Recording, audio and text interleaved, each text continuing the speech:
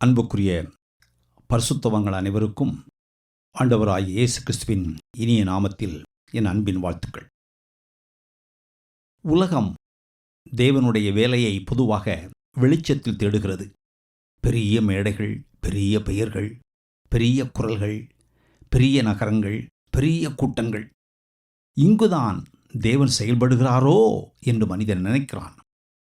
மனித கண்களுக்கு அதுதான் அர்த்தமுள்ள ஊழியம் போல தெரிகிறது. ஆனால் தேவன் தேடும் இருதயம் பெரும்பாலும் வெளிச்சத்தில் இருப்பதில்லை. அது யாரும் கவனிக்காத அழுகையின் இடங்களில், அமைதியான மூலைகளில், தனிமையின் நிழல்களில் இருக்கும். அப்படிப்பட்ட ஒரு இருதயத்தின் வாழ்க்கையைத்தான் நாம் இன்று பார்க்கப் போகிறோம். சத்தமில்லாத அமைதியான வாழ்க்கை, உடைக்கப்பட்ட வாழ்க்கை, தேவனுக்குள் கரைந்து போன வாழ்க்கை, பிரபலமில்லாமல், பெயரில்லாமல், தியாகமாக எரிந்து அணைந்த வாழ்க்கை. இந்த வாழ்க்கை அன்றும் உரத்த சத்தமாக பேசவில்லை. இன்றும் பல தலைமுறைகளை கடந்து அமைதியாகத்தான் பேசிக்கொண்டிருக்கிறது. இவர் திருமணம் செய்யவில்லை, எனவே இவருக்கு இரத்த சம்பந்தமான குழந்தைகள் இல்லை. ஆனால் ஆயிரக்கணக்கான குழந்தைகள் இவரை அம்மா என்று அன்போடு அழைத்தார்கள். இவருடைய பெயர் ஏமி கார்மைக்கேல்.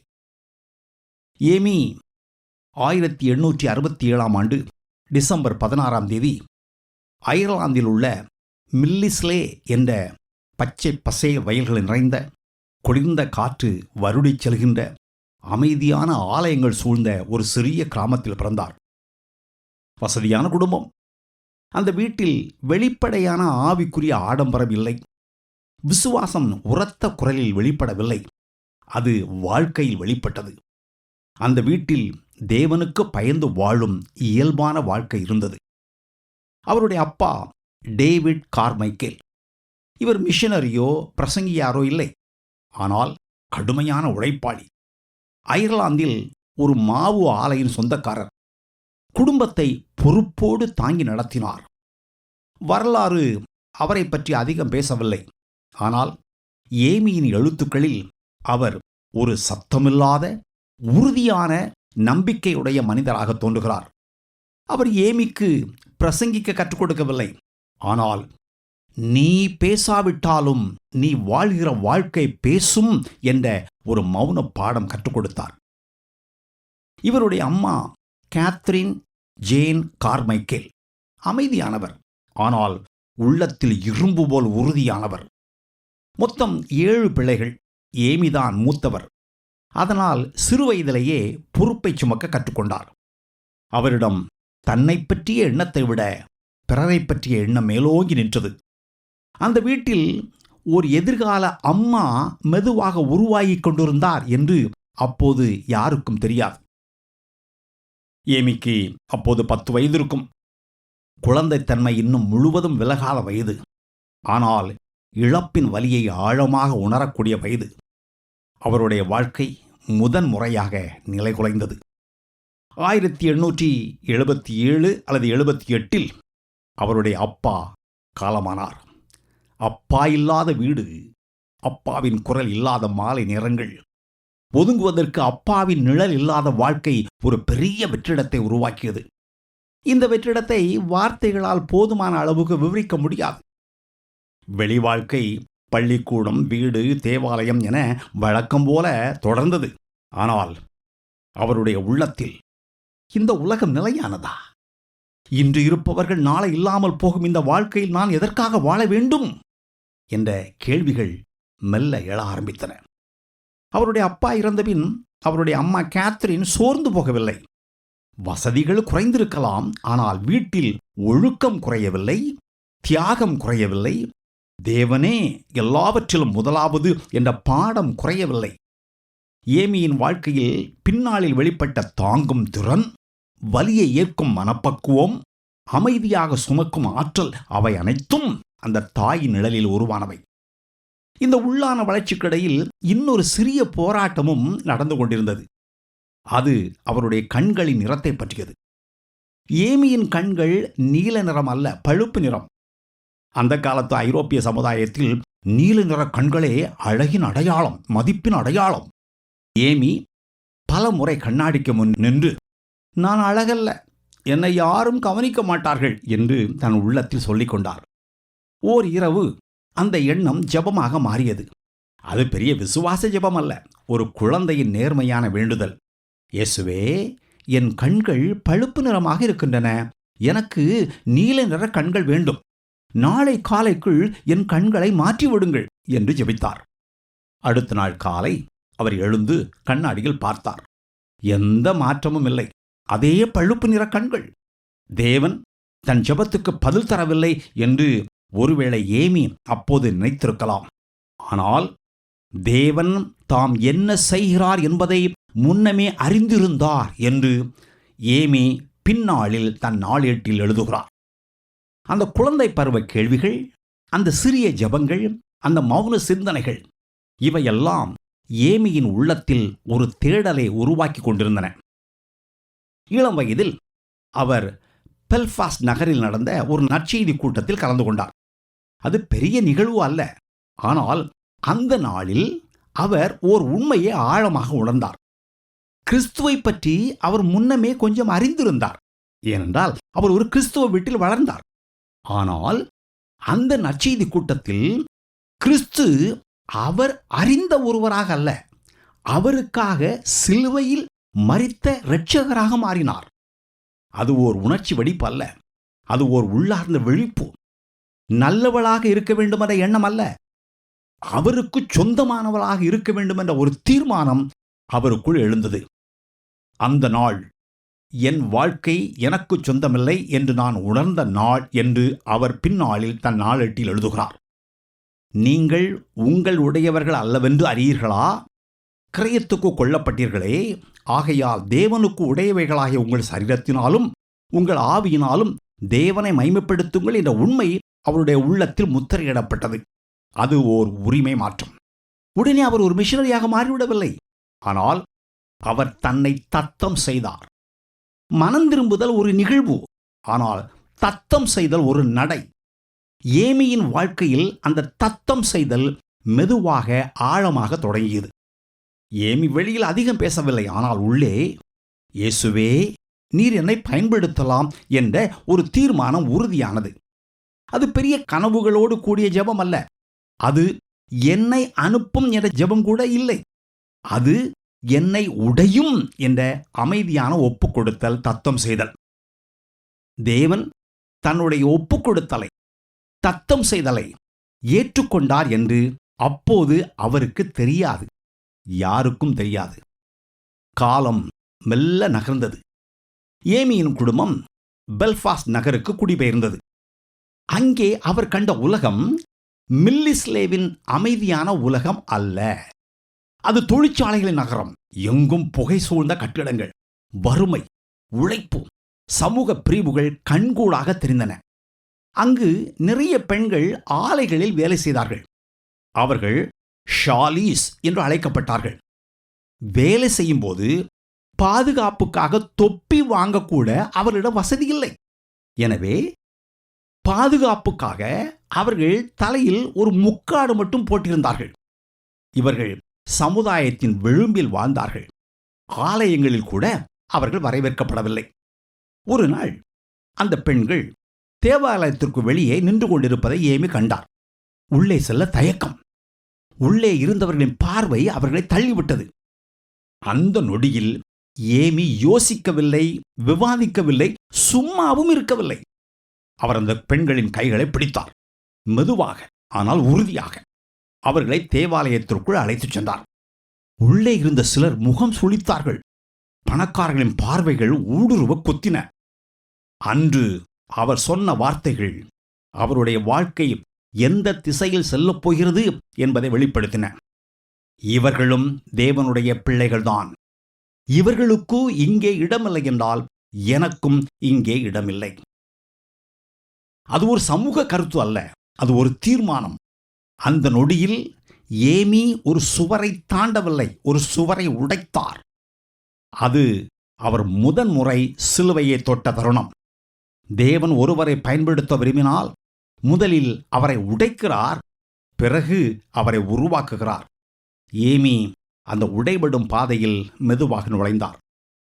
அவருடைய வாழ்க்கை இன்னும் மிஷனரி வாழ்க்கையாக மாறவில்லை.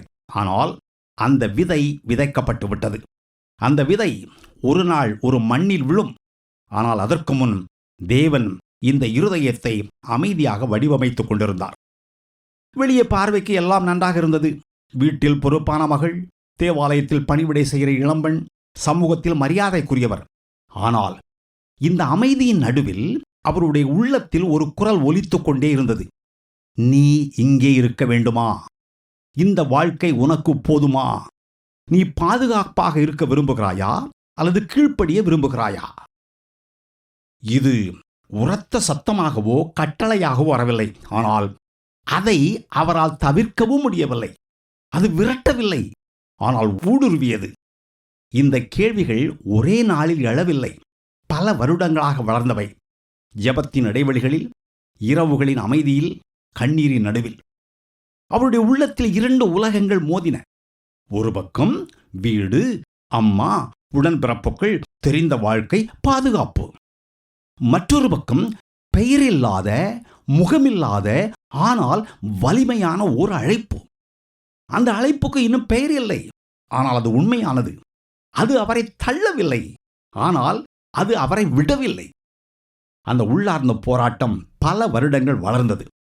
ஒரு நாள் அது தெளிவான தருணமாக மாறியது. 1887ஆம் ஆண்டு ஒரு மிஷனரி கூட்டம்.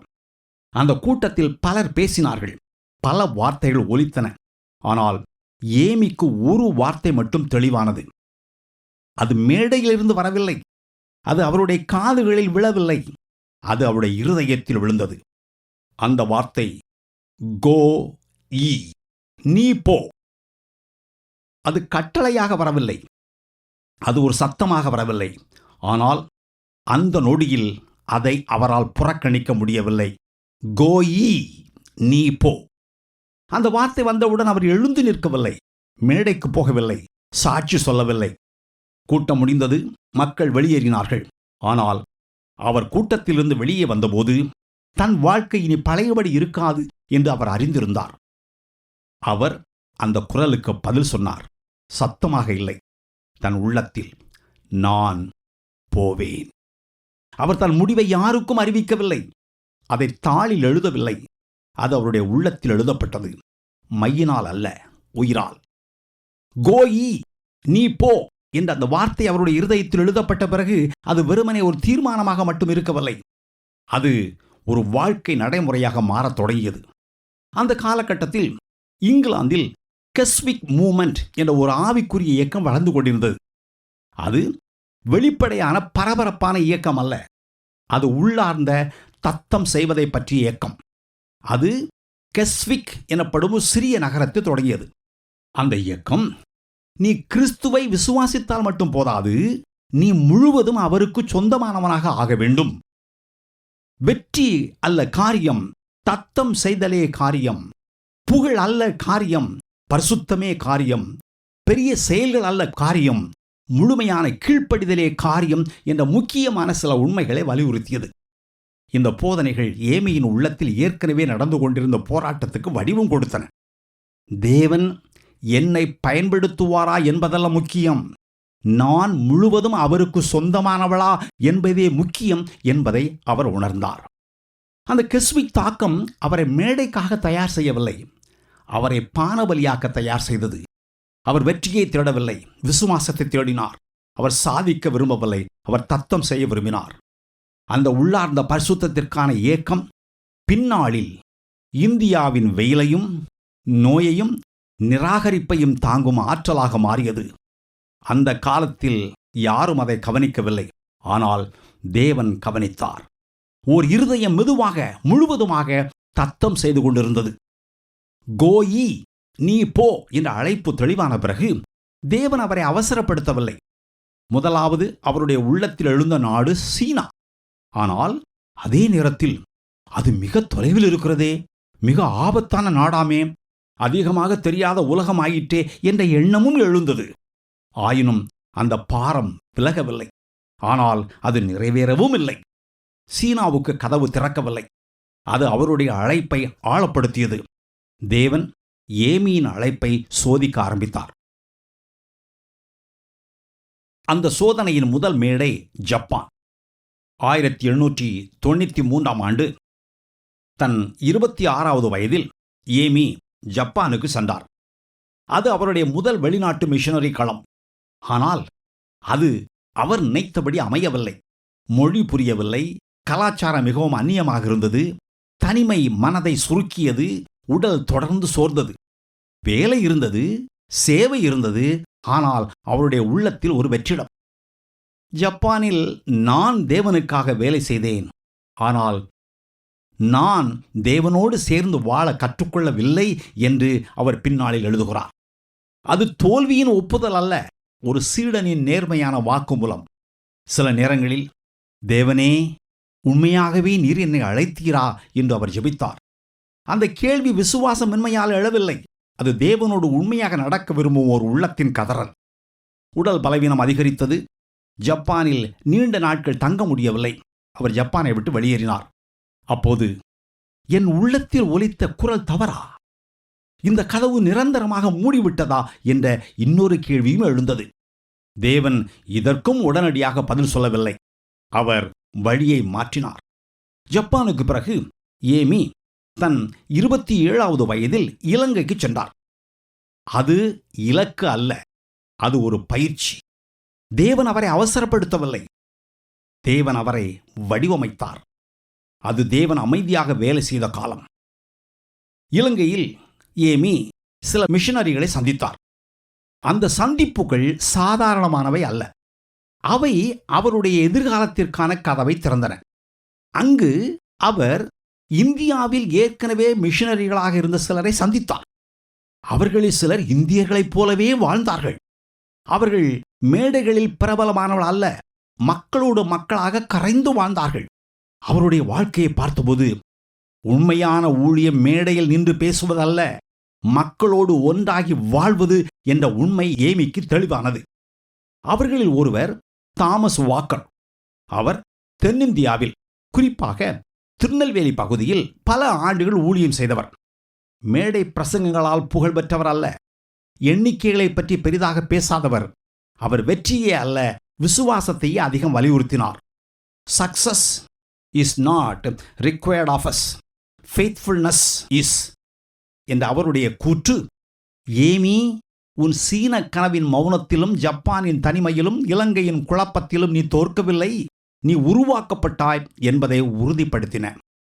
தாமஸ் வாக்கர் போன்றவர்களை பார்த்தபோது இந்தியாவில் மிஷனரி ஊழியம் ஒரு ரொமான்டிக் அழைப்பு அல்ல, அது மெதுவாக உயிரை உறிஞ்சும் ஊழியம். ஆனால் அதே நேரத்தில் அது உயிரை கொடுத்து புதிய உயிர்களை உருவாக்கும் ஊழியம் என்று ஏமி புரிந்து கொண்டார். தான் போக விரும்பிய சீனாவுக்கு தேவன் தன்னை அனுப்ப மாட்டார், மாறாக இந்தியாவுக்கு அனுப்பப் போகிறார் என்று ஏமிக்கு அப்போது தெரியாது. ஏனென்றால் இந்தியா அவருடைய கனவு இல்லை. ஆனால் அதுவே தேவனுடைய திட்டம். தமிழ்நாடு வெறுமனே அவர் ஊழியம் செய்யப் போக ஒரு மிஷன் களம் அல்ல, அது ஒரு நாள் அவருடைய வாழ்க்கையோடு பின்னி பிணையப் போகும் மண். அந்த மண் அவரை ஒரு மிஷனரியாக அல்ல, ஒரு தாயாக மாற்றப் போகிறது என்று அவருக்கு அப்போது தெரியாது. இந்த கட்டத்தில் ஏமி, அழைப்பு என்றால் உடனடி வெற்றி அல்ல, அது உடனடி தெளிவும் அல்ல. பல நேரங்களில் அது குழப்பத்தை தரும், தோல்வியை தரும், இதயத்தை சுக்குநூறாக உடைக்கும். ஆனால் அந்த உடைதல்களிலேயே தேவன் ஒரு மனிதனை உருவாக்குகிறார் என்ற ஒரு முக்கியமான உண்மையை புரிந்து கொண்டார். ஒரு கட்டத்தில் ஏமி மிகவும் சோர்ந்து போனார். உடல் மட்டுமல்ல, உள்ளமும் தான். என்னை போகச் சொன்னது நீர்தானே, அப்படியானால் இந்த குழப்பங்கள் ஏன், இந்த உடைதல்கள் ஏன் என்று அவர் தேவனிடம் கேள்விகள் கேட்க ஆரம்பித்தார். அந்த ஜெபங்களுக்கும் தேவன் உடனடியாக பதில் தரவில்லை. அந்த மௌனம் தண்டனை அல்ல, தேவன் அவரை உருவாக்கி கொண்டிருந்தார். நான் உன்னை பயன்படுத்துவதற்காக மட்டுமல்ல, ஓர் இடத்திற்காக மட்டுமல்ல, ஒரு நாட்டிற்காக மட்டுமல்ல, ஒரு ஊழியத்திற்காக மட்டுமல்ல, உன்னை உருவாக்குவதற்காக, மாற்றுவதற்காக அழைக்கிறேன் என்ற உண்மை அவருக்கு தெளிவாயிற்று. அந்த நொடியிலிருந்து அவர் தேவனை தன்னை பயன்படுத்தும் தேவனாக பார்க்கவில்லை, தான் சார்ந்து வாழ வேண்டிய தேவனாக பார்க்க ஆரம்பித்தார். தான் பயனுள்ள ஒரு பாத்திரமாக இருக்க வேண்டும் என்ற எண்ணம் மறைந்து தான் கீழ்ப்படிதலோடு இருக்க வேண்டும் என்ற எண்ணம் மேலோங்கியது. இது சிறிய மாற்றம் போல் தோன்றலாம், ஆனால் இதுவே பின்னாளில் அவரை ஒரு மிஷனரியாக அல்ல, ஒரு அம்மாவாக மாற்றப் போகும் அடித்தளம். அழைப்புக்கு பிறகு தேவன் அவரை உடனே மேடைக்கு கொண்டு வரவில்லை. பெரும்பாலும் தேவன் ஒரு கதவை மட்டும் திறக்கிறார். அந்த கதவின் வழியாக மனிதன் நடக்க வேண்டும். ஏமிக்கும் ஒரு கதவு திறந்தது. அந்த கதவு ஜசமஸ்.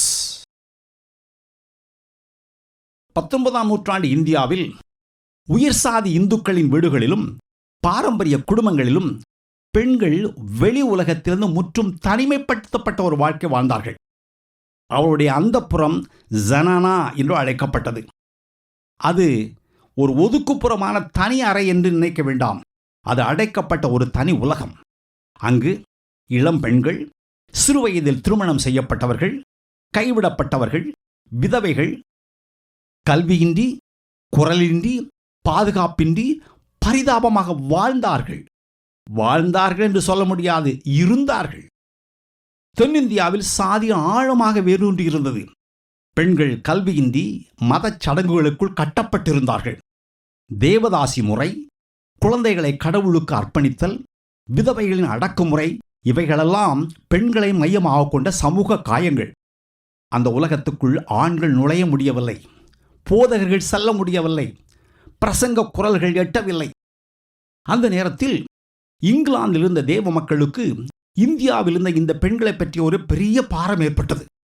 அந்த நேரத்தில் இந்தியாவின் பல்வேறு இடங்களில் பல ஆண் மிஷனரிகள் ஊழியம் செய்து கொண்டிருந்தார்கள். ஆயினும் அவர்களால் இப்படி வாழ்ந்த பெண்களை அணுக முடியவில்லை. இந்த பெண்களை அணுக பெண்களே செல்ல வேண்டும் என்ற பாரத்தின் காரணமாக உருவான அமைப்புதான் Church of England Zenana Missionary Society, சசமஸ். இது பிரசங்க மேடைகளை உருவாக்கவில்லை, பிரபல பிரசங்கிகளை தேடவில்லை. பெண்களுக்குள் பெண்களாக செல்ல, பிரசங்கிக்க அல்ல, இருப்பதற்கு, விவாதிக்க அல்ல, வாழ்வை பகிர்வதற்கு, எண்ணிக்கைக்காக அல்ல, மெதுவாக மாற்றுவதற்கு, யாரும் பார்க்காத இடத்தில், யாரும் கைதட்டாத வாழ்க்கை வாழ்வதற்கு, அதிகாரம் செலுத்தாமல் மக்களோடு மக்களாக கலந்து கரைவதற்கு, கிராமப்புற வாழ்க்கைக்கு ஆயத்தமான, தமிழ் கற்க தயாரான, வெயிலையும் நோயையும் பொறுக்கும் உடல் வலிமையும், தனிமையை தாங்கும் உள்ளமும், ஒரே இடத்தில் நீண்ட காலம் தங்கும் பொறுமையும் உடைய பெண் மிஷனரிகளை தேடினார்கள். South India does not need louder preaching, it needs quieter love என்பது அவருடைய உறுதிப்பாடு. ஏமி ஜசமஸுக்கு விண்ணப்பித்தார். அது ஒரு சாதாரண விண்ணப்பம் அல்ல. அவர் எங்காவது என்னை அனுப்புங்கள் என்று எழுதவில்லை. Wherever obedience is needed, send me. எங்கு கீழ்ப்படிதல் அவசியமோ அங்கு என்னை அனுப்புங்கள் என்று எழுதினார். அது ஊழியத்தின் ஆர்வம் அல்ல, தன் வாழ்க்கையின் ஒப்படைப்பு, தத்தம் செய்தல். சசமஸ் நிர்வாகம் அவரை பார்த்தபோது, இந்த பெண் நிச்சயமாக மேடை ஏற மாட்டாள், ஊழியத்தை தன் பெயரால் கட்ட மாட்டாள், அதிகாரம் செலுத்த மாட்டாள், ஆனால் மக்களோடு மக்களாக கலந்து விடுவாள், மண்ணோடு மண்ணாக சேர்ந்து விடுவாள்.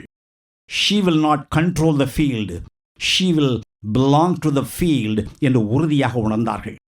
தேவன் ஏமிய பல நாடுகளின் வெளியே நடத்தி உடைத்தார். சீன கனவு நிறைவேறவில்லை. ஜப்பான் கதவு மூடப்பட்டது. இலங்கை வடிவமைத்தது. இப்போது கதவு திறந்தது. அது ஒரு பதவி அல்ல, அது ஒரு மிஷன் போஸ்டிங் அல்ல, அது தேவன் அதுவரை நெய்த பாதையின் நிறைவு. இந்தியா 19ஆம் நூற்றாண்டு. விமானங்கள் இல்லை. அயர்லாந்திலிருந்து லண்டன், அங்கிருந்து நீண்ட கடல் பயணம் சென்னை, பின்னர் ரயிலில் திருநெல்வேலி. அது சுலபமான பயணம் அல்ல. அலைகள், தனிமை, சோர்வு. கடல் பயணத்தை பற்றி the sea strips one of all illusions of strength. கடல் ஒரு மனிதனின் பலத்தின் மாயை உறிந்துவிடும் என்றும், ரயில் பயணத்தை பற்றி India is not something one visits, it is something one survives into love. India ஒரு சுற்றுலா தலம் அல்ல, அது ஒருவன் தன் உயிரை கொடுத்து நேசிக்கக்கூடிய மண் என்றும் எழுதுகிறார். 1895ஆம் ஆண்டு நவம்பர் 9 அன்றுதான் ஏமி கார்மைக்கேல் தன் 28வது வயதில் சென்னையில் தமிழ் மண்ணில் காலடி வைத்தார்.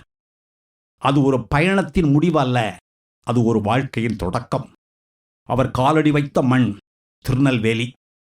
பனைமரங்கள், சிவந்த மண், தூசி கலந்த காற்று, கருகும் வெயில், ஆழமான மதப்பிணைப்பு, சமூக எதிர்ப்பு வெளிநாட்டவர்களுக்கு எளிதான நிலம் அல்ல. அயர்லாந்தின் குளிரில் வளர்ந்த உடலுக்கு இங்குள்ள வெயில் அக்கினி சூளையாக இருந்தது. மூச்சு நின்றுவிடுமோ என்று தோன்றும் வெப்பம் உடல் உடனே ஒத்துழைக்கவில்லை. நியூரால்ஜியா, நரம்புகளை பிளக்கும் வலி. பலர் உடனே நாடு திரும்பியிருப்பார்கள். ஆனால் ஏமிக்கு அது எச்சரிக்கை அல்ல, உறுதிப்படுத்துதல். நான் இங்கே சுகமாக வாழ வரவில்லை, கீழ்ப்படிந்து இருக்க வந்தேன். This is not a field to conquer. These are people to love. இது நான் வென்று வாகை சூட வேண்டிய களம் அல்ல, இவர்கள் நேசிக்கப்பட வேண்டிய மக்கள் என்று அவர் தன் நாளேட்டில் எழுதுகிறார். அவரை பார்த்த மக்களின் கண்களில் நம் ஊரில் ஒரு வெள்ளைக்கார துரசானியா என்ற அதிர்ச்சி. அந்த காலத்தில் வெள்ளைக்காரர் என்றால் அதிகாரமுடையவர்கள், உயர்ந்தவர்கள், நெருங்க முடியாதவர்கள் என்று மக்கள் நினைத்தார்கள். ஆனால் ஏமி, நான் துரைசானியாக இருக்க விரும்பவில்லை, நான் என் மக்களில் ஒருத்தியாக மாற வேண்டும் என்று தீர்மானித்தார். அந்த தீர்மானம் ஏமியின் உள்ளத்தில் ஏற்கனவே பிறந்திருந்தது. ஆரம்ப நாட்களில் அவருக்கு ஒரு அமைப்பின் பாதுகாப்பு இருந்தது, உணவு இருந்தது, வசதி இருந்தது. ஆனால் அவர் உயரத்தில் நின்று கொண்டு மக்களை அணுக விரும்பவில்லை. சில நாட்களில் அவர் பிரசங்கிப்பதை நிறுத்திவிட்டு வீடு வீடாகச் சென்றார். தன் தொப்பியை நீட்டினார். ஒரு கதவு திறந்தது. ஒரு பெண் வெளியே வந்தாள். வெள்ளைக்காரச்சி தொப்பியை நீட்டுகிறாளா என்று அவளுடைய கண்களில் ஆச்சரியம். அந்த தொப்பியில் கொஞ்சம் கஞ்சி ஊற்றப்பட்டது. அந்த கஞ்சியில் சோறு மட்டும் கரையவில்லை, அதிகாரம், உயர்வு, தூரம் எல்லாம் கரைந்தன. ஊற்றிய கஞ்சி எங்கு உட்கார்ந்து குடிப்பது? மேசை இல்லை, நாற்காலி இல்லை, ஒரு கிழிந்த பாய் மட்டும் இருக்கிறது. அம்மா, இங்கே எப்படி என்று அந்த பெண் சொல்லி முடிப்பதற்குள் ஏமி தரையில் அமர்ந்து கஞ்சியை குடிக்க ஆரம்பிக்கிறார். இது அவருடைய வறுமையின் விளைவு அல்ல, அவர் தன் உயரத்தை துறந்ததின் வெளியாக்கம். அந்த தரையில் சாதி சுவர் இடிந்தது, தூரம் குறைந்தது, இதயங்கள் திறந்தன. மக்கள், நீங்கள் யார் என்று கேட்டபோது அவர் தன் முழு பெயரை சொல்லவில்லை. புன்னகையோடு அம்மா என்றார். அந்த நாளிலிருந்து யாரும் அவருடைய பெயரை கேட்கவில்லை, அறியவில்லை. அவருக்கு பட்டம் இல்லை, பதவியும் இல்லை. ஒரே அடையாளம், அம்மா. நான் துரைசானியாக இருக்க விரும்பவில்லை, நான் என் மக்களில் ஒருத்தியாக மாற வேண்டும் என்ற தீர்மானம் உடையிலும் வெளிப்பட்டது. ஐரோப்பிய ஆடைகள் அணிவதை நிறுத்தினார், சேலை கட்டத் தொடங்கினார். அது ஃபேஷன் அல்ல, வெளிநாட்டவர் என்ற தூரத்தை உடைக்க அவர் தன்னை மாற்றிக்கொண்டார். அது மட்டுமல்ல, தோல் வெள்ளையாக இருக்கிறதே, அதை எப்படி மாற்றுவது? தோலின் நிறத்தை மங்க செய்ய, மாற்ற காஃபி டிகாஷனை தோலிலே தடவினார். கரும்பு கழிவுகளை பயன்படுத்தி தோலின் நிறத்தை மாற்றினார். இப்படி எல்லா வகையிலும் அவர் கரைந்தார், குறைந்தார், மறைந்தார். அடுத்த சவால் மொழி. தமிழ் கற்க வேண்டும். இன்று தமிழனே தமிழும் ஆங்கிலமும் கலந்த தமிங்கலம், தங்கிலீஷ் தான் பேசுகிறான். அப்படி இருக்க ஒரு ஆங்கில பெண் எளிதாக தமிழ் கற்றுக்கொள்ள முடியுமா? எழுத்துக்கள், உச்சரிப்பு, சொற்களின் நீளம், பொருளின் ஆழம் எல்லாவற்றையும் கருத்தில் கொள்ள வேண்டுமே. அவர் கற்றார், தமிழ் கற்றார். தமிழ் கற்பது நம் மூளையை தலைகளாக மாற்றுவது போல என்று ஏமி பின்னாளில் எழுதுகிறார். பல முறை அவர் தவறாக பேசினார். குழந்தைகள், பெரியவர்கள் எல்லாரும் நகைத்தார்கள். ஆனால் அந்த நகைப்பு அவரை துரத்தவில்லை, அவர் சோரவில்லை, தமிழ் கற்பதை நிறுத்தவில்லை. நகைப்பை தாங்கினால் தான் அவருடைய இருதயத்தை அடைய முடியும். மொழியை கற்காமல் இருதயத்தை அடைய முடியாது என்ற பாடத்தை கற்றுக்கொண்டார். திருக்குறள், தேவாரம், திருவாசகம் ஆகிய நூல்களிலிருந்து மேற்கோள் காட்டும் அளவுக்கு அவர் தமிழ் புலமை பெற்றார். அது கல்விக்காக அல்ல, அது இணைப்புக்காக, உறவுக்காக, இருதயத்துக்காக. தமிழ்நாட்டின் ஆன்மீகத்தைக் கண்டு முதலில் ஏமி வியந்தார்.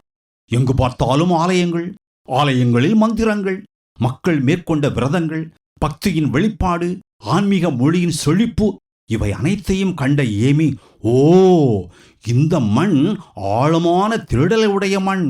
இங்கு மனிதர்கள் வெறும் அன்றாட வாழ்வுக்காக மட்டுமல்ல, நிரந்தரத்தை தேடியும் அலையும் உள்ளம் உடையவர்கள் என்று இந்த மண் சாட்சி பகர்கிறது என்று எண்ணினார். ஆனால் அந்த ஆன்மீகத்தின் பின்னால் ஒரு கசப்பான உண்மை மறைந்திருப்பதை அவர் மெதுவாக உணரத் தொடங்கினார். அது அருவருப்பானது, அசிங்கமானது. அது ஒரு சிக்கலான உலகம். புதிய நாடு, புதிய மொழி, புதிய கலாச்சாரம், புதிய பழக்க வழக்கங்கள். இவைகளுக்கு பின் ஒரு பழைய இருள் கவி இருந்தது. அதுதான் தேவதாசி முறை. முதலில் ஏமி இதை முழுமையாக புரிந்து கொள்ளவில்லை. சிலர் இதை மதச் சடங்கு என்று சொன்னார்கள். வேறு சிலர் இது குழந்தைகளை கடவுளுக்கு அர்ப்பணித்தல் என்று விளக்கினார்கள். மாலை, சடங்கு, மந்திரம், கோவில், பூசாரி, ஊர்வலம் இவைகளை பார்க்கும்போது வெளியே பக்தி பரவசம் போல தோன்றும் காட்சிகள். ஆனால் அதன் உள்ளே இருந்தது அழுகை, அச்சம், முடங்கிய எதிர்காலம். மணமுடித்தல் இந்த பெயரில் பெண் குழந்தைகள் கோவிலுக்கு சமர்ப்பிக்கப்பட்டார்கள். கடவுளின் பெயரில் அவர்களின் குழந்தைத்தன்மை பறிக்கப்பட்டது. ஆன்மீகம் என்ற பெயரில் அவர்கள் மனித இச்சைகளுக்கு பலியாக்கப்பட்டார்கள். இதை கேட்டபோது ஏமி உடனே பேசவில்லை, எழுதவும் இல்லை, எதிர்க்கவும் இல்லை. அவர் அதிர்ந்தார். இதுவா மதம்? இதுவா ஆன்மீகம்? இதுவா மனித வாழ்க்கை என்ற கேள்விகள் அவருடைய உள்ளத்தில் கனமாக விழுந்தன. பார்த்தபோது நடுங்கினார், அறிந்தபோது உடைந்தார். இறுதியில் அவர் ஒரே ஒரு வார்த்தை மட்டும் சொன்னார், இது பாவம். மார்ச் 6, 1901 ஏமியின் வாழ்க்கையிலும் இந்திய மிஷன் வரலாற்றிலும் மறக்க முடியாத நாள். அந்த இரவு ஒரு சிறுமி இருளை கிழித்துக் கொண்டு ஓடினாள் கோவிலிலிருந்து. அவளுடைய பெயர் பிரீனா. அவளுடைய கண்களில் பயம்.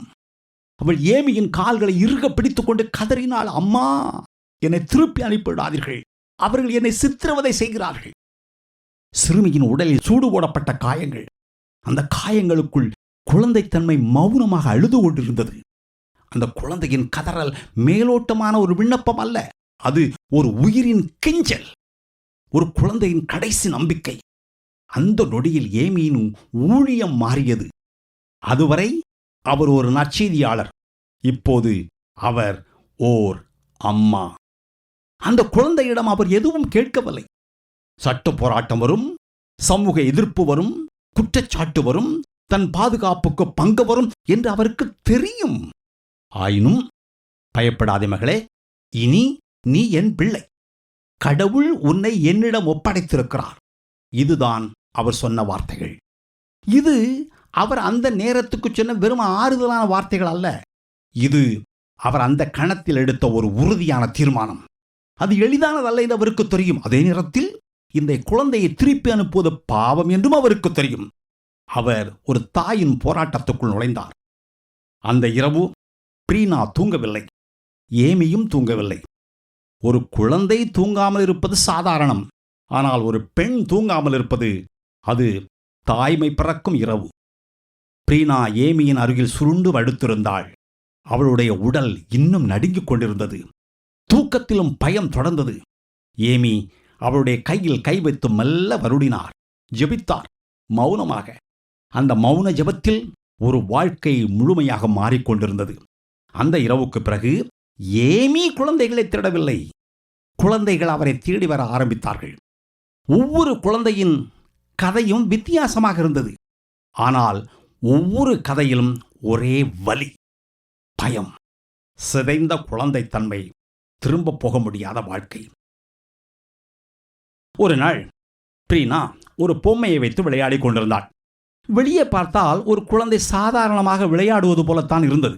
ஆனால் திடீரென்று அவள் சொன்ன வார்த்தைகள் ஏமியின் உள்ளத்தை நொறுக்கின. இப்போ இந்த பொம்மைக்கும் கடவுளுக்கும் கல்யாணம் என்று அவள் சிரித்தபடி பூஜை, மாலை, அர்ப்பணிப்பு என்று அதோடு சம்பந்தப்பட்ட எல்லா சடங்குகளையும் அவள் தொடர்ந்து நடிக்க ஆரம்பித்தாள். ஏமி அங்கு நின்று பார்த்து கொண்டிருந்தார். அந்த பிஞ்சு மனதில் ஊறியிருக்கும் விஷத்தை உணர்ந்தார். அவள் தன் கடந்த காலத்தில் நடித்துக் கொண்டிருக்கிறாள். ஏமின் இருதயம் சுக்கு நூறாக உடைந்தது. அவர் ஒன்றும் பேசவில்லை. அவளை தடுக்கவும் இல்லை. தன் முகத்தை திருப்பிக் கொண்டு அழுதார். பிறகு, கர்த்தாவே, இந்த குழந்தைகள் உம்முடையவர்கள், இவர்களை என் கைகளில் ஒப்படைத்திருக்கிறீரே என்று ஜெபித்தார். ஏமியை பொறுத்தவரை அந்த நாளிலிருந்து தேவதாசி முறை வெறுமனே ஒரு சமூக பிரச்சனை அல்ல, அது அவருடைய அழைப்பாக மாறிற்று. அவர் கோபத்தால் கொந்தளிக்கவில்லை, மாறாக தாய்மையால் நிரம்பினார், தத்தளித்தார். அதன்பின் அவர் வசனத்தை பிரசங்கித்ததோடு நிறுத்தவில்லை, அவர் குழந்தைகளை மீட்டார். சிலர் அவரை பைத்தியக்காரி என்றார்கள், சிலர் ஆபத்தானவள் என்றார்கள், சிலர் மத வெறியர் என்றார்கள். ஆனால் குழந்தைகள் அவரை அம்மா என்ற ஒரே பெயரால் அழைத்தார்கள். சுற்றியிருந்த மக்களின் குற்றச்சாட்டுக்களை எதிர்கொள்ள வேண்டும். தன்னை கண்காணிக்கும் கண்களுக்கு தப்பி குழந்தைகளை பாதுகாக்க வேண்டும். எனவே அந்த இல்லத்தின் கதவுகள் பகலில் மூடியிருந்தன, இரவில் மட்டுமே திறக்கும். இரவில் அங்கே அமைதியாக நடந்தது மீட்பு. சில இரவுகளில் கதவு மெதுவாக தட்டப்பட்டது. அது பயந்த விரல்களின் தட்டல். கதவு திறக்கப்பட்டது.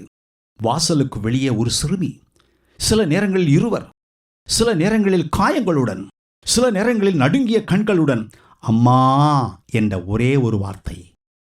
ஏமி யார் அனுப்பினார்கள் என்று கேட்கவில்லை. நாளை என்ன ஆகும் என்று கணக்கிடவில்லை. குழந்தைகளின் கண்களில் அவர் பார்த்தது பயம். ஏமி செய்தது அவர்களை அணைத்தது. அந்த இருண்ட நாட்களில்தான் டோனா ஒரு ஐக்கியம் உருவாகத் தொடங்கியது. அது ஒரு திட்டத்திலிருந்து பிறக்கவில்லை. அது இரவில் அழுத குழந்தைகளின் குரலிலிருந்து பிறந்தது. ஒரு குழந்தை என்னிடம் வந்துவிட்டால் அவள் என் பிள்ளை, இனி பின்வாங்க முடியாது என்பது அவருடைய தீர்மானம். இந்த தீர்மானத்திலிருந்துதான் பின்னாளில் டோனா ஒரு ஐக்கியம் உருவானது.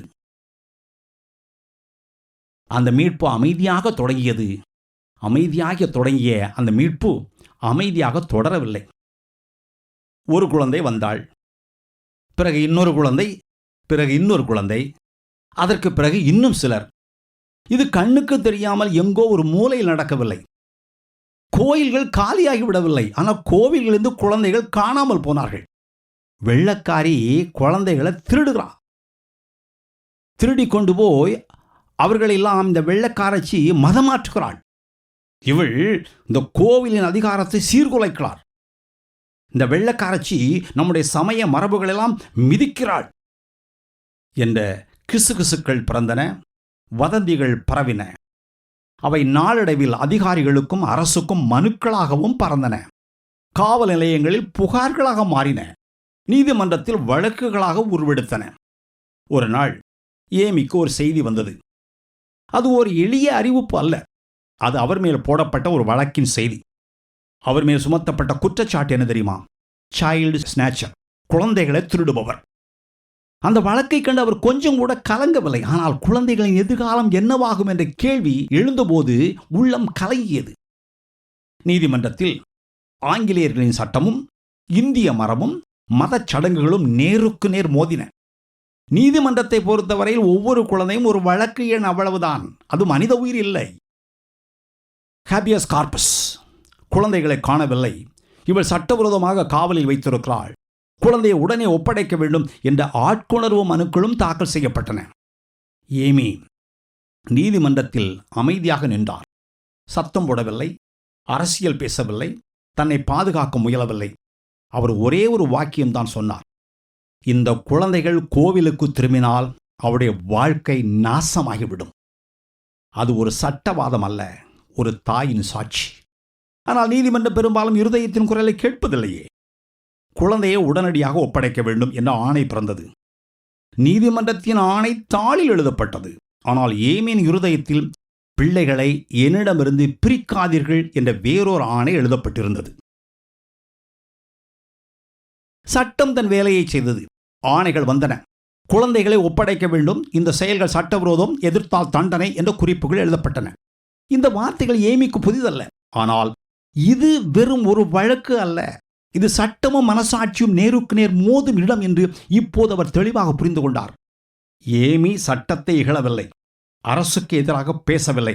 ஆனால் சட்டம் குழந்தைகளை பாதுகாக்கவில்லை என்றால் அந்த சட்டத்துக்கு கண்மூடித்தனமாக கீழ்ப்படிவது தேவனுக்கு கீழ்ப்படியாமையாக மாறிவிடும். மனிதன் எழுதிய விதிகள் ஒரு புறம், தேவன் ஒப்படைத்த உயிர்கள் இன்னொரு புறம். இந்த இரண்டில் ஒன்றை தேர்வு செய்ய வேண்டிய கட்டாயம் இது என்ற உண்மையை அவர் புரிந்து கொண்டார். ஒரு பெண் இவ்வளவு தூரம் போக வேண்டுமாக்கும். சிறைக்கு போக தயாராக இருக்கிறாயா? இந்த குழந்தைகள் உன்னுடைய குழந்தைகள் அல்லவே என்று சிலர் அவருக்கு ஆலோசனை கூறினார்கள். நான் சட்டத்தை மீற வேண்டியிருந்தாலும் இந்த குழந்தைகளை நான் திருப்பி அனுப்ப மாட்டேன். தேவைப்பட்டால் நான் சிறைச்சாலைக்கும் செல்வேன் என்பதில் அவர் உறுதியாக இருந்தார். அது உணர்ச்சி வசப்பட்டு சொன்ன வார்த்தைகள் அல்ல. அது நீண்ட ஜெபங்களின் விளைவு, தூக்கமில்லா இரவுகளின் சாராம்சம், குழந்தைகளின் முகத்தை பார்த்து எடுத்த தீர்மானம். இந்த குழந்தைகளை திருப்பி அனுப்புவதை விட சிறைச்சாலை எனக்கு லகுவானது என்று அவர் எழுதினார். ஏமி தன்னை பெரிய வீராங்கனை என்றோ புரட்சியாளி என்றோ கருதவில்லை. அவர் தன்னை ஒரு தாயாக மட்டுமே கருதினார். ஒரு தாய்க்கு சில கேள்விகள் தேவையில்லை, சில ஆணைகள் பொருந்தாது, சில சட்டங்கள் நிற்கும் இடத்தில் தான் ஒரு வாழ்க்கையை தொடங்குகிறது. அந்த நாட்களில் ஒவ்வொரு இரவையும் நாளை காலை இந்த குழந்தைகள் என்னிடம் இருக்குமா என்ற ஒரே கேள்வியோடு முடித்தார். அந்த கேள்வி அவரை தூங்க விடவில்லை, ஆனால் அது அவரை பின்வாங்கவும் விடவில்லை. பயம் இருந்தது, ஆனால் அதைவிட அதிகமாக பொறுப்பு இருந்தது. அவர் தயாரானார். வழக்காடுவதற்காக அல்ல, பேசுவதற்காக அல்ல, வெற்றி விழா நடத்துவதற்காக அல்ல, பாதுகாப்பு ஏற்பாடுகள் செய்வதற்காக அல்ல, சிறைக்கு செல்வதற்காக. சிறையை நினைத்து அவர் பயப்படவில்லை. ஏனெனில் கிறிஸ்துவுக்காக எதையாவது இழக்க வேண்டியிருந்தால் அது இழப்பு அல்ல என்ற உறுதிப்பாட்டின் அடிப்படையில் அவர் ஏற்கனவே தன்னை இழந்திருந்தார். பகலில் சட்டம் பேசிக் கொண்டிருந்தது, ஆணைகள் எழுதப்பட்டன, விசாரணைகள் நடந்தன. ஆனால் இரவில் ஏமியின் உலகம் முற்றிலும் வேறுபட்டது. இரவு என்பது அவருக்கு ஓய்வு நேரம் அல்ல, அது காவலின் நேரம். குழந்தைகள் தூங்கினார்கள், ஊர் அமைதியாக இருந்தது. ஆனால் அந்த அமைதிக்குள் ஆபத்து ஒளிந்திருந்தது. சில இரவுகளில் நாளை காலை அதிகாரிகள் வரலாம், குழந்தையை திரும்ப பெற முயற்சி நடக்கலாம் என்று திடீரென்று ஒரு செய்தி வரும். அந்த செய்தி வந்தவுடன் ஏமி கேள்விகள் கேட்கவில்லை, தாமதிக்கவும் இல்லை. அவர் குழந்தைகளை எழுப்பினார். அமைதியாக, அழுகை இல்லாமல், அச்சம் வெளியில் தெரியாமல் செயல்பட்டார். குழந்தைகளுக்கு அது முழுமையாக புரியவில்லை. ஆனால் ஏமியின் முகத்தை பார்த்தார்கள்.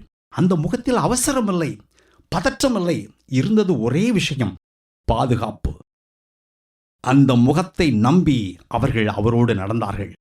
இரவுகளில், மழையில், வழுக்கு நிறைந்த சம்மண் பாதைகளில் ஏமி குழந்தைகளை தூக்கி கொண்டு நடந்தார். சிலரால் நடக்க முடியவில்லை, சிலர் பயத்தில் நடுங்கினார்கள். அவர்களை அவர் சுமந்தார். அது உடல் சுமை மட்டுமல்ல, அது உயிர் சுமை. சில இரவுகளில் காடுகளிலும் மலைகளிலும் ஒதுக்குப்புறமான குடிசைகளின் பின்புறத்திலும் மரத்தடிகளிலும் இன்னும் சில நேரங்களில் திறந்த வெளிகளிலும் ஒளிந்தார்கள். குழந்தைகள் சோர்ந்து தூங்கி விடுவார்கள். ஏமி மட்டும் தூங்கவில்லை. ஒவ்வொரு மூச்சையும் கவனித்தார். யாராவது அழுது விடுவார்களோ என்று பார்த்தார். அதிகாரிகள் வருகிறார்களா என்று கவனித்தார். அந்த இரவுகளில் ஏமி தன்னை தலைமறைவு வாழ்க்கை வாழ்பவளாகவோ சட்டத்தை மீறுபவளாகவோ பார்க்கவில்லை. அவர் தன்னை ஒரு தாய் என்று மட்டும் அறிந்திருந்தார். ஒரு தாய் தன் பிள்ளைகளை ஆபத்திலிருந்து காப்பாற்ற என்ன செய்ய வேண்டுமோ அதையே அவர் செய்தார். அந்த இரவுகளில் ஏமி ஒரு விசுவாச கதாநாயகியாக நடிக்கவில்லை. அவர் அற்புதங்களை எதிர்பார்க்கவும் இல்லை. அவர் செய்தது ஒன்றே, நடந்தார், சுமந்தார், காத்தார். விசுவாசம் அவருக்கு மேடை அல்ல, அது அவருடைய நடையின் ஆற்றல். காலையில் எல்லாம் மீண்டும் அமைதியாகிவிடும், குறைந்தபட்சம் அமைதியானது போல தோன்றிவிடும். குழந்தைகள் பாதுகாப்பாக இருந்தார்கள். ஏமி சோர்ந்திருந்தார். ஆனால் அவருடைய உள்ளத்தில் சமாதானம் குடியிருந்தது. அந்த சமாதானம் அவர் பெற்ற வெற்றியிலிருந்து வரவில்லை, அது அவருடைய கீழ்ப்படிதல் இருந்து வந்தது. அந்த இரவுகளில் சட்டம் தோற்றது என்று யாரும் எழுதவில்லை. ஆனால் ஒரு தாய் வென்றாள். அந்த வெற்றிக்கு கைதட்டல் இல்லை, புகழ் இல்லை. ஆனால் உயிரோடு இருக்கும் குழந்தைகள் இருந்தார்கள். அதுவே ஏமிக்கு போதுமானது. அந்த இரவுகளில் தான் ஏமியின் தாய்மை முழுமையாக உருவானது. அவர் வெறுமனே குழந்தைகளை மீட்கவில்லை, அவர் அவர்களுக்காக தன் தூக்கத்தை, தன் பாதுகாப்பை, தன் எதிர்காலத்தை துறந்தார். அந்த இரவுகள் முடிந்த போதும் அந்த காவல் முடிவடையவில்லை, அது வாழ்க்கை முழுவதும் தொடர்ந்தது. குழந்தைகளை தூக்கிக் கொண்டும் இழுத்துக்கொண்டும் இவ்வாறு இரவுகளை தொடர்ந்து தப்பிக்க முடியாது. இது நீண்ட நாட்கள் தொடர முடியாது என்பதை ஏமி புரிந்து கொண்டார். தாய்மையின் தைரியம் அவசியம். ஆனால் குழந்தைகளின் எதிர்காலத்தை உறுதி செய்ய அதைவிட அதிகமாக ஞானமாக செயல்பட வேண்டியிருந்தது. உணர்ச்சியின் அடிப்படையில் மட்டுமே ஒரு இல்லம் நிலைக்க முடியாது. அன்பு பாதுகாக்கும், ஆனால் சட்டம் தான் நிலைநாட்டும். இந்த உண்மையை ஏமி மெதுவாகவும் தெளிவாக உணர்ந்தார். எனவே டோனாவூர் ஒரு மறைவிடமாக மட்டும் இருக்கக்கூடாது. அது ஒரு பாதுகாப்பான இல்லமாகவும் சட்ட ரீதியாக காப்பாற்றப்பட்ட இடமாகவும் மாற வேண்டும் என்று அவர் தீர்மானித்தார். இதற்காக அவர் அதிகாரிகளை எதிர்த்து நிற்கவில்லை. மாறாக சட்டத்தின் வழியே நடக்கத் தொடங்கினார். குழந்தைகளின் பாதுகாவலராக சட்டப்பூர்வமான அங்கீகாரம் பெற வேண்டும் என்பதே அவருடைய நோக்கம். இது போராட்டத்தின் புதிய கட்டம், மோதல் அல்ல, கட்டமைப்பு. ஏமி சட்டத்தை ஒரு எதிரியாக பார்க்கவில்லை. ஆனால் சட்டம் பல நேரங்களில் உயிரை காக்க தவறுகிறது என்பதையும் அவர் கண்டார். ஆகவே சட்டத்தின் உள்ளே நுழைந்து குழந்தைகளின் நலனுக்காக அதை செயல்படுத்த வேண்டிய பொறுப்பு அவர் மேல் விழுந்தது. சட்ட ஆலோசனைகளை பெற்று உரிய ஆவணங்கள் தயாரித்து பாதுகாவலர் உரிமை, பாதுகாப்பு, பொறுப்பு ஆகியவைகளை உள்ளடக்கி பத்திரங்களை பதிவு செய்தார். டோனாவூர் மெதுவாக ஒரு இல்லமாக வடிவெடுக்க தொடங்கியது. அது ஒரு மிஷன் அல்ல, ஒரு கட்டிடம் அல்ல. அது ஒரு தாயின் உள்ளத்தில் பிறந்த இல்லம். அந்த இல்லத்தில் முதலாவது விதிகள் இல்லை, பாடத்திட்டம் இல்லை, அட்டவணை இல்லை. முதலாவது இருந்தது பாதுகாப்பு. நீ இங்கே பாதுகாப்பாக இருக்கிறாய், யாரும் உன்னை திருப்பி எடுத்துச் செல்ல மாட்டார்கள். இந்த 2 வாக்கியங்கள் தான் அந்த இல்லத்தின் முதல் அடித்தளம். அந்த இல்லத்தில் பெயரோ, ஜாதியோ, பூர்வீகமோ, குடும்பமோ, ஊரோ, கோவில் பின்னணியோ முக்கியமில்லை. எல்லாருக்கும் ஒரே ஒரு அடையாளம், பிள்ளை. ஏமி தன்னை நிர்வாகி என்றோ மிஷனரி என்றோ அழைக்கவில்லை. ஒரே ஒரு பெயர், அம்மா. அவர் எல்லாருக்கும் அம்மா. அந்த பெயரில் அதிகாரமோ உயர்வோ தூரமோ இல்லை. அதில் பொறுப்பு, கடமை, அன்பு இருந்தது. அந்த பெயர் இருதயங்களை திறந்தது. அந்த இல்லத்தில் குழந்தைகளுக்கு சோறு, கஞ்சி என எளிய உணவு கிடைத்தது. சில நேரங்களில் பற்றாக்குறை ஏற்பட்டது. ஆனால் ஒன்று உறுதி, அங்கே பயமில்லை, பாதுகாப்பு உண்டு. அந்த வீட்டில் குழந்தைகள் நிம்மதியாக தூங்கினார்கள். அவர்கள் மறைக்கப்படவில்லை, காக்கப்பட்டார்கள். தாய்மை அவரை மென்மையாக்கவில்லை, அது அவரை தெளிவாக்கியது. உணர்ச்சியை ஞானம் வழிநடத்த தொடங்கிய போது டோனாவூர் ஒரு தற்காலிக தப்பிப்பிடம் அல்ல, அது ஒரு நீண்டகால இல்லமாக மாறியது. இந்த மாற்றத்தில் ஏமி தனியாக செயல்படவில்லை. தமிழ் சகோதரிகள், அர்ப்பணிக்கப்பட்ட பெண்கள், நம்பிக்கையுள்ள ஊழியர்கள் அனைவரும் இணைந்தார்கள். அது ஒரு அமைப்பு போல தோன்றினார்கள். உள்ளே அது இன்னும் ஒரு வீடுதான். ஆனால் இப்போது அந்த வீடு சட்டத்தால் காக்கப்பட்டது, மனசாட்சியால் வழிநடத்தப்பட்டது. டோனாவூர் இனி இரவுகளில் ஓடி ஒளிய வேண்டிய இடம் அல்ல, அது பகலில் பயமின்றி வாழக்கூடிய ஒரு இடமாக மாறியது. அதிகாரிகள் வந்தாலும் சரி, ஆணைகள் வந்தாலும் சரி, அந்த இல்லம் இனி மறைய வேண்டியதில்லை. ஏனெனில் அது சட்டத்தின்படி பிள்ளைகளை பாதுகாக்க கற்றுக்கொண்டது. இந்த கட்டத்தில் டோனாவூர் ஐக்கியம் ஒரு புதிய பரிமாணம் அடைந்தது.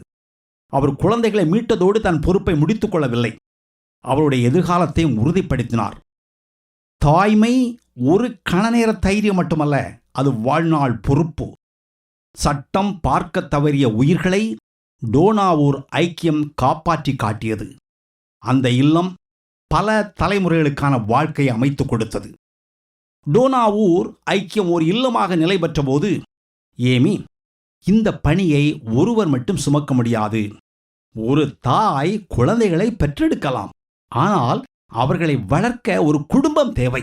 அதுபோல இந்த இல்லம் நிலைத்திருக்க நான் மட்டும் போதாது, தாய்மையின் ஆவி பல இருதயங்களில் பகிரப்பட வேண்டும் என்று ஏமி தெளிவாக உணர்ந்தார்.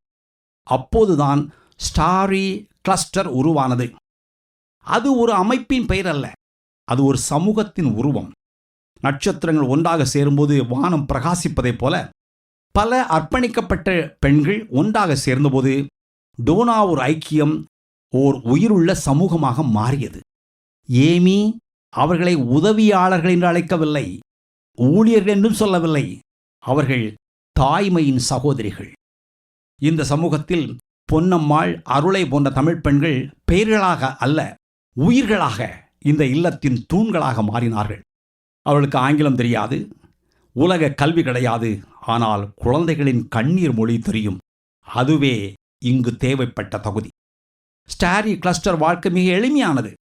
அவர் மாட்டு வண்டிகளில் கிராமம் கிராமமாக பயணித்தார்கள். சோறு, கஞ்சி, அதுவே அவருடைய உணவு. தரையில் பாய விரித்து ஒன்றாக மருந்து சாப்பிட்டார்கள். உயர்ந்தவர், தாழ்ந்தவர் என்ற பிரிவுகள் அங்கே இல்லை. ஜாதி, பின்னணி, பழைய வாழ்க்கை எல்லாம் அந்த வாசலுக்கு வெளியே நிறுத்தப்பட்டன. உள்ளே வந்தவின் ஒரே அடையாளம் பணிவிடை, சேவை. இந்த சமுதாயத்தில் அதிகாரம் பேசவில்லை, ஒழுக்கம் பேசவில்லை, அன்பு பேசவில்லை, எல்லாம் ஒன்றாக வாழ்ந்தது. ஏமி அவர்களுக்கு தலைவியாகவில்லை, அவர் அவர்களுக்கு முன்னால் நடந்து காட்டினார். அவர் அதிகமாக பேசவில்லை, ஆனால் அவருடைய வாழ்க்கை ஒவ்வொரு நாளும் ஒரு பாடமாக இருந்தது. தியாகம் எப்படி இருக்க வேண்டும், சுய மறுப்பு எப்படி சுமக்க வேண்டும், குழந்தைகளை தன் சொந்த பிள்ளைகளைப் போல எப்படி கவனிக்க வேண்டும், இவை எல்லாவற்றையும் அவர் சொல்லவில்லை, வாழ்ந்தார். ஸ்டாரி கிளஸ்டர் ஒரு பெண் மிஷனரி குழு அல்ல, அது ஒரு தாய்மையின் பயிற்சி பள்ளி. அங்கே யாரும் மேடையில் நிற்கவில்லை, யாரும் பெயர் பெற்றவர்களாகவில்லை. ஆனால் குழந்தைகள் பாதுகாப்பாக வளர்ந்தார்கள். காயங்கள் மெதுவாக ஆறின, பயம் நம்பிக்கையாக மாறியது. அந்த மாற்றமே இந்த சமூகத்தின் வெற்றி. இந்த சமூகத்தின் அழகு அதன் அமைதியில் இருந்தது. பெரிய அறிவிப்புகள் இல்லை, விளம்பரம் இல்லை, உலகம் திரும்பி பார்க்கும் முயற்சியும் இல்லை. ஆனால் இந்த இல்லத்தின் உள்ளே நட்சத்திரங்கள் போல ஒளிந்த பல பெண்கள் அமைதியாக இருளை விரட்டி கொண்டிருந்தார்கள். ஒவ்வொரு குழந்தையும் அந்த ஒளியின் கீழ் பாதுகாப்பாக வளர்ந்தது. ஸ்டாரி கிளஸ்டர் ஏமியின் தாய்மையை பெரிதாக்கவில்லை, அதை பகிர்ந்தது. இனி டோனாவூர் ஐக்கியம் ஒரே ஒரு பெண்ணின் தோள்களில் மட்டுமில்லை, அது ஒரு சமூகத்தின் இருதயத்தில் துடித்தது. அந்த நாளிலிருந்து ஏமி தனியாக நிற்கவில்லை, தாய்மை சகோதரத்துவமாக மாறியது. தனிநபர் அழைப்பு ஒரு சமூக சாட்சியாக வளர்ந்தது. டோனாவூர் ஐக்கியம் ஒரு இல்லமாக வளர்ந்தபோது அதன் வாழ்க்கை முறையும் மெதுவாக உருவானது. இது வெளியிலிருந்து கொண்டு வரப்பட்ட விதிகள் அல்ல, தேவையிலிருந்து, அனுபவத்திலிருந்து, தாய்மையின் உள்ளுணர்விலிருந்து பிறந்த ஒழுங்கு. குழந்தைகள் பாதுகாப்பாக வளர சுதந்திரம் மட்டும் போதாது, ஒழுக்கமும் அவசியம் என்று ஏமி அறிந்திருந்தார். முதல் வெளிப்பாடு உடை. ஆடம்பரம் இல்லாத எளிய பருத்தி ஆடைகள், மிதமான நிறங்கள், வறுமையை மகிமைப்படுத்த அல்ல, சமத்துவத்தை பாதுகாக்க. உடை இங்கே உயரத்தை காட்டவில்லை, மறைத்தது. அடுத்தது ஒழுக்கம். கடுமை இல்லை, தெளிவு மட்டும்.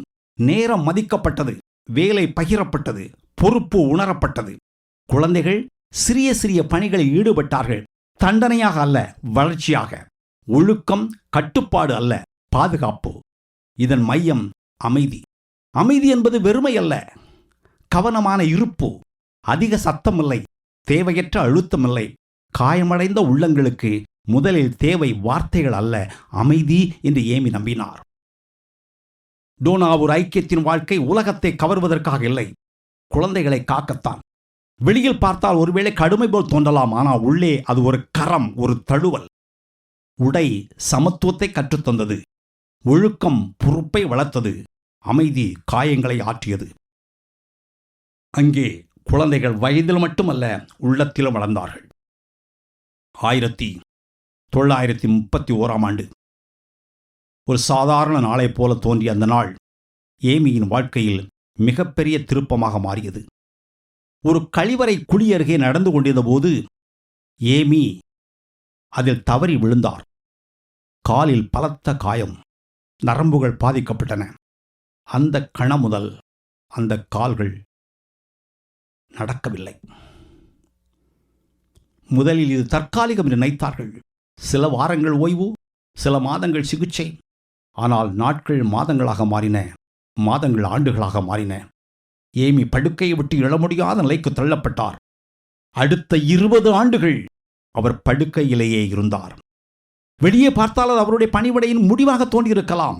குழந்தைகளுக்காக ஓடி நடந்து சுமந்து வந்த வாழ்க்கை இனி எல்லாம் முடிந்துவிட்டது என்று சாத்தான் எண்ணியிருக்கலாம். ஆனால் தேவன் வேறு விதமாக எண்ணினார். தேவனுடைய கணக்கில் இது முடிவு அல்ல, இது ஒரு புதிய தொடக்கம். ஏமி இதை சமாதானத்தின் அறை, ரூம் ஆஃப் பீஸ் என்று அழைத்தார். அந்த அறையில் மேடை இல்லை, கூட்டமில்லை, பயணமில்லை. ஆனால் அந்த அமைதிக்குள் ஒரு ஆழமான ஊழியம் பிறந்தது. ஏமி தன் கால்களை இழந்தார், ஆனால் தன் பார்வை இழக்கவில்லை. தன் நடையை இழந்தார், ஆனால் தன் உள்ளுணர்வை இழக்கவில்லை. படுக்கையில் இருந்தபடியே அவர் எழுதத் தொடங்கினார். அது நேரத்தை போக்குவதற்காக எழுதப்பட்ட வார்த்தைகள் அல்ல, அது காயப்பட்ட இருதயத்திலிருந்து வழிந்த இரத்த துளிகள். அவர் எழுதிய if gold card rose from prayer, edges of his ways. நூல்கள் மேடைகளில் பேசப்பட்ட பிரசங்கங்கள் அல்ல, அவை இரவுகளில் அழுத ஜெபங்களின் எழுத்து வடிவம். ஏமி தன்னை ஒரு எழுத்தாளி என்று அழைக்கவில்லை, ஆனால் அவருடைய பேனா எரிந்தது. அவருடைய எழுத்துக்களில் ஆடம்பரம் இல்லை, ஆவிக்குரிய அலங்காரம் இல்லை, ஆனால் உண்மை இருந்தது. சிலுவையில் உருவான வார்த்தைகள் இருந்தன. ஆகவேதான் அந்த நூல்கள் இன்று வரை உலகெங்கும் காயமடைந்த உள்ளங்களுக்கு மருந்தாக இருக்கின்றன. அவர் எழுதிய you can give without loving, but you cannot love without giving. நீங்கள் நேசிக்காமல் கொடுக்கலாம், ஆனால் கொடுக்காமல் நேசிக்க முடியாது என்ற ஒரு வரி அவருடைய முழு வாழ்க்கைக்கும் முத்தாப்பாய் இருக்கிறது. இந்த காலகட்டத்தில் ஏமி வெளியே வரவில்லை. பலர் அவரை மறந்தார்கள். உலக மிஷன் புதிய பெயர்களை கொண்டாடியது, புதிய மேடைகள் உருவாயின. ஆனால் டோனாவின் ஒரு அமைதியான அறையில் தேவன் ஒரு பெண்ணின் பேனாவை தொடர்ந்து பயன்படுத்திக் கொண்டிருந்தார். அவர் படுக்கையில் இருந்தாலும் டோனாவர் அவருடைய கண்கள் இன்னும் மறையவில்லை. குழந்தைகள் வளர்ந்தார்கள். சமூக ஒழுங்கு தொடர்ந்தது. ஏமி இப்போது எல்லாவற்றையும் இயக்கவில்லை, ஆனால் எல்லாவற்றையும் ஜெபத்தில் சுமந்தார். அவர் முன்னால் நடக்கவில்லை, பின்னால் இருந்து தாங்கினார். இந்த ஆண்டுகள் ஏமியின் வாழ்க்கையில் மறைந்த காலம், ஆனால் அதுவே மிகவும் கனமான காலமும். அவர் வெளியே பேசவில்லை, ஆனால் பல தலைமுறைகளோடு பேசினார். அவர் நடக்கவில்லை, ஆனால் பலரை தேவனிடம் நடத்தினார். உடைந்த உடல் ஒரு தடையாக மாறவில்லை, அது தேவனுடைய கரத்தில் ஒரு கருவியாக மாறியது. ஏமியின் வாழ்க்கை இதற்கு சாட்சி. தேவனுடைய ஊழியம் கால்களால் மட்டும் நடப்பதில்லை, அது சில நேரங்களில் உடைந்த உடலிலும் எரியும் பேனாவிலும் தொடர்கிறது. ஏமியின் வாழ்க்கையில் கடைசி ஆண்டுகள் வெளிச்சத்தில் இல்லை, மேடைகளில் இல்லை, செய்தித்தாள்கள் இல்லை. ஆனால் அந்த மறைந்த ஆண்டுகள்தான் அவருடைய சாட்சியை இன்னும் ஆழமாக்கின. உடல் படுக்கையிலே முடங்கியிருந்தாலும் உள்ளம் தேவனுக்குள் இன்னும் விரிந்து கொண்டே இருந்தது. அவர் இப்போது வெளியே சென்று குழந்தைகளை தேடவில்லை. குழந்தைகள் அவருடைய அறைக்குள் வந்து அவரை கண்டார்கள். அந்த அறை ஒரு மிஷன் அலுவலகம் அல்ல, ஒரு தாயின் அறை. அங்கே ஆணைகள் இல்லை, ஆறுதல் இருந்தது. திட்டங்கள் இல்லை, ஜெபங்கள் இருந்தன. அந்த ஆண்டுகளில் ஏமி குறைவாகத்தான் பேசினார், ஆனால் அதிகமாக கேட்டார். குழந்தைகளின் குரல், அவர்களின் சிரிப்பு, சில நேரங்களில் அவர்களின் பயம் எல்லாம் அவருடைய ஜெபத்தில் இடம்பெற்றன. அவர் இனி ஓட முடியாத நிலை, ஆனால் ஒவ்வொரு மூச்சையும் தேவனுக்குள் ஒப்படைத்தார். நான் செய்ய முடியாததை நீர் செய்யும் என்ற அமைதியான நம்பிக்கை அவருடைய ஒவ்வொரு நாளையும் நிரப்பிற்று. அவர் இறுதி வரை தன்னை பூரணமானவர் என்று சொல்லவில்லை. அவர் தன் சாதனைகளை பட்டியலிடவில்லை, கட்டிய கட்டிடங்களை எண்ணவில்லை, எத்தனை குழந்தைகள் மீட்கப்பட்டால் என்ற கணக்கையும் அவர் விரும்பவில்லை. ஏமிக்கு ஒன்றே ஒன்றுதான் முக்கியம், குழந்தைகள் பாதுகாப்பாக இருக்கிறார்களா? அந்த கேள்வியே அவருடைய ஊழியத்தின் அளவுகோல். 1951 ஜனவரி 18 தன் 83வது வயதில் அந்த தியாக தீபம் அமைதியாக அணைந்தது. மரணப்படுக்கையில் அவர் சொன்ன கடைசி வார்த்தைகளில் ஒன்று, எல்லாவற்றிற்கும் மேலாக என் வாழ்க்கையில் தேவ நாமம் மகிமைப்பட வேண்டும். அது ஒரு இறுதி வசனம் அல்ல, அது ஒரு முழு வாழ்க்கையின் சுருக்கம். ஏமி எத்தனை குழந்தைகள் இருக்கிறார்கள் என்ற கணக்கில் ஒருபோதும் வாழவில்லை. அவருடைய வாழ்க்கை குறிப்புகளில் அவர் மீண்டும் மீண்டும் சொல்வது இதுதான், numbers do not matter, one child is enough to change a life. அவர் உயிரோடு இருந்த காலத்தில் சுமார் 1000க்கும் மேற்பட்ட குழந்தைகள் டோனாவின் பாதுகாப்பில் வந்தும் வளர்ந்தும் போனார்கள். அவர் இறந்த நாளில் ஏறக்குறைய 900 குழந்தைகள் டோனாவூர் ஐக்கியத்தில் இருந்தார்கள். ஏமி தமிழ்நாட்டுக்கு வந்தபின் ஒரு முறை கூட தன் சொந்த நாடான அயர்லாந்துக்கு போகவில்லை. அவர் சொத்து சேர்க்கவில்லை. இந்த குழந்தைகள் தான் என் சொத்து என்று வாழ்ந்து மறைந்தார். அவருடைய விருப்பப்படி அவருக்கு கல்லறை கூட கட்டவில்லை. பெரிய நினைவு சின்னம் இல்லை, கல்வெட்டு நிறைந்த நினைவகம் இல்லை. குழந்தைகளுக்காக ஒரு சிறிய பறவை குளியல் தொட்டி மட்டுமே வைக்கப்பட்டது. அதில் பொறிக்கப்பட்ட ஒரே சாட்சி, அம்மா, டோனாவூரின் செம்மண் துகள்கள் ஒவ்வொன்றும் சொல்லும் கதை இதுதான். ஒரு பெண் தன் வாழ்க்கையை முழுமையாக கடவுளுக்கு ஒப்புக் கொடுத்தால் அவரால் எதை சாதிக்க முடியும்? இன்று ஏமியின் பெயர் பல இடங்களில் பேசப்படாமல் இருக்கலாம், ஆனால் அவருடைய வாழ்க்கை இன்னும் பேசுகிறது. அது உரத்த சத்தமாக அல்ல, அமைதியான சாட்சியாக. உடைந்த உடலிலும், எரியும் பேனாவிலும், தூங்காத இரவுகளிலும், தரையில் அமர்ந்த உணவுகளிலும் அந்த சாட்சி தொடர்கிறது. ஏமி கார்மைக்கேல் அவர் ஒரு காலத்தின் நாயகி அல்ல. அவர் ஒரு மேடையின் நட்சத்திரம் அல்ல. அவர் ஒரு தாய். அந்த தாய்மைதான் காலங்களையும் தாண்டி பேசிக்கொண்டிருக்கிறது. தமிழ்நாட்டில் தேவதாசி முறை 1947-48 ஆண்டுகளில் சட்டத்தால் ஒழிக்கப்பட்டது. ஆனால் அதற்கு சுமார் அரை நூற்றாண்டுகளுக்கு முன்பே, சட்டமில்லாத காலத்தில் ஏமி கார்மைக்கேல் அந்த முறைக்கு எதிராக தனியாக நின்று குழந்தைகளை மீட்க ஆரம்பித்தார். ஏமி கார்மைக்கேலை பற்றி பேசும்போது, இவர் மற்ற மிஷனரியை போல ஒரு மிஷனரி தானே என்ற ஒரு எண்ணம் எழலாம். இல்லை. ஏன்? அவர் மற்றவர்களை விட அதிகம் செய்தார் என்பதாலா? இல்லை. அவர் மற்றவர்களை விட வேறு விதமானவர். அவர் தனித்துவமானவர். இந்த வேறுபாடு ஊழியத்தின் முறையில் அல்ல, திட்டங்களில் அல்ல, புள்ளி விவரங்களில் அல்ல. அது அவருடைய இருதயத்தின் நிலைப்பாட்டில் இருக்கிறது. ஒன்று, மிஷன் ஃபீல்டு அல்ல, பீப்புள். பலர் இந்தியாவை ஊழியம் செய்ய வேண்டிய ஒரு இடமாக, மாற்ற வேண்டிய ஒரு சமூகமாக, வெல்ல வேண்டிய நிலமாக, அதாவது மிஷன் ஃபீல்டாக பார்த்தார்கள். ஆனால் ஏமி இந்தியாவை பார்த்த விதம் வேறு. This is not a field to conquer, these are people to love என்று ஏமி எழுதுகிறார். அவர் மக்களை ப்ராஜெக்டாக பார்க்கவில்லை. ஆதாயம் பண்ண வேண்டிய ஆத்துமாக்கள் என்ற வார்த்தைகள் அடைக்கவில்லை. அவர் அவர்களை வாழும் மனிதர்களாக, வலிக்கும் உள்ளங்களாக பார்த்தார். 2, பிரீச்சர் அல்ல, பிரசன்ஸ். பலர் பிரசங்கித்தார்கள், போதித்தார்கள். ஏமி பேசுவதற்கு முன் மக்களோடு உட்கார்ந்தார். கற்பிப்பதற்கு முன் மக்களிடையே இருந்தார். மக்களை மாற்றுவதற்கு முன் அவர்களை தாங்கினார். சில சமயம் தேவன் பேசுவதில்லை, அவர் உட்கார்கிறார் என்று ஏமி நம்பினார். எனவே அவர் பிரசங்கம் செய்யாத நாட்கள் அதிகம். ஆனால் அவர் அவர்களோடு இருந்த நாட்கள் பல வாழ்க்கைகளை மாற்றின. 3, அத்தாரிட்டி அல்ல, ஐடென்டிஃபிகேஷன். பலர் தங்களுடைய ஐரோப்பிய அடையாளத்தை விடாமல் வைத்திருந்தார்கள். உள்ளூர் மக்களிடமிருந்து விலகியே இருந்தார்கள். தங்கள் அதிகாரத்தை பயன்படுத்தினார்கள். ஏமி அதற்கும் நேர்மாறாக தன் ஐரோப்பிய அடையாளத்தை விட்டார். உடை மாறியது, சேலை கட்டினார், அடையாளம் கரைந்தது.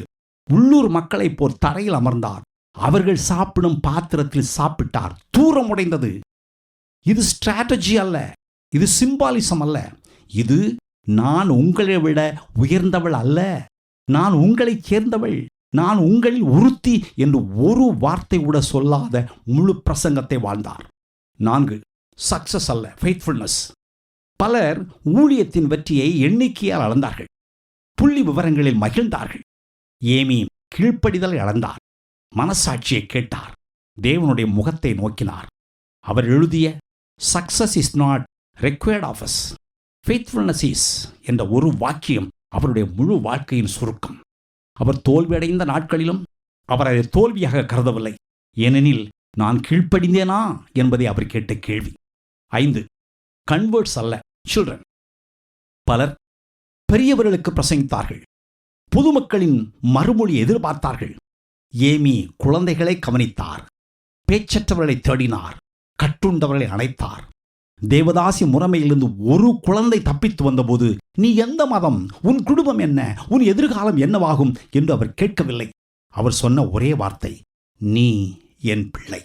அந்த நிமிடத்தில் மிஷனரி மறைந்தாள், அம்மா பிறந்தார். 6, இன்ஸ்டிடியூஷன் பில்டர் அல்ல, ஹோம் மேக்கர். பலர் பெரிய இன்ஸ்டிடியூஷன்ஸ் கட்டினார்கள், சிஸ்டம்ஸ் உருவாக்கினார்கள், ஸ்ட்ரக்சர்ஸ் அமைத்தார்கள். ஏமி ஒரு வீட்டை கட்டினார்.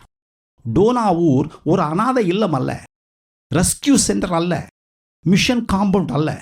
அது குழந்தைகள் அழுதால் ஓடி வரும் இடம், இரவிலும் விளக்கு அணையாமல் இருக்கும் இடம், அம்மா என்ற வார்த்தை ஒலிக்கும் இடம். 7, ஹீரோ அல்ல, ஹிடன் சீட். பலர் பெயர் பெற்றார்கள், வரலாற்றில் இடம் பெற்றார்கள்.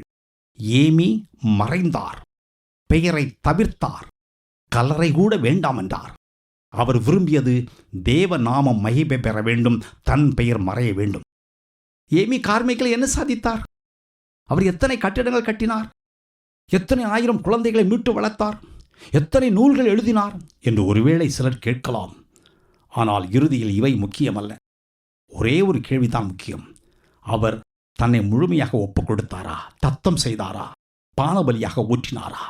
ஆம், அவர் தன் வாழ்க்கையை பாதுகாக்கவில்லை, தன் பெயரை பாதுகாக்கவில்லை, தன் உடலை பாதுகாக்கவில்லை, தன் எதிர்காலத்தையும் பாதுகாக்கவில்லை. அவர் தான் தேவனுக்கு தன்னை தத்தம் செய்ததை, ஒப்புக் கொடுத்ததை மட்டும் பாதுகாத்தார். சட்டம் மோதியது, சமூகம் எதிர்த்தது, நோய் உடலை உடைத்தது, தனிமை இரவுகளை நீட்டித்தது. ஆனாலும் அவர் பின்வாங்கவில்லை. ஏன்?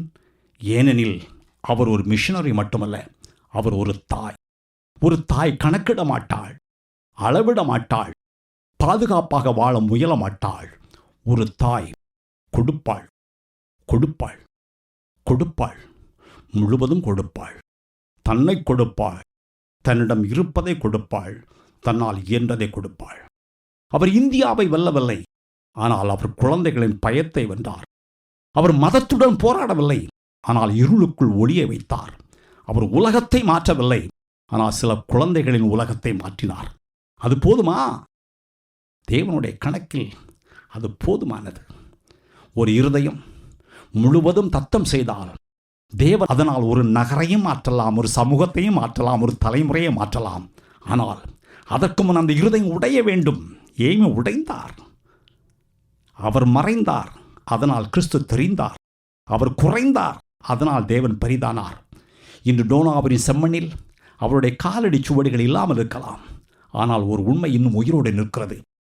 ஒரு பெண் தன் வாழ்க்கையை முழுவதும் தேவனிடத்தில் ஒப்படைத்தால் அவரால் என்ன செய்ய முடியும் என்பதற்கான நிலையான சாட்சி அது. இன்று நாம் என்ன தேடுகிறோம்?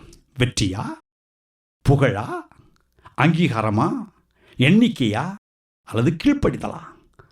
தேவன் பெரிய மனிதர்களை தேடுவதில்லை, அவர் முழுமையாக ஒப்படைக்கப்பட்ட இருதயங்களை தேடுகிறார். ஆமென்.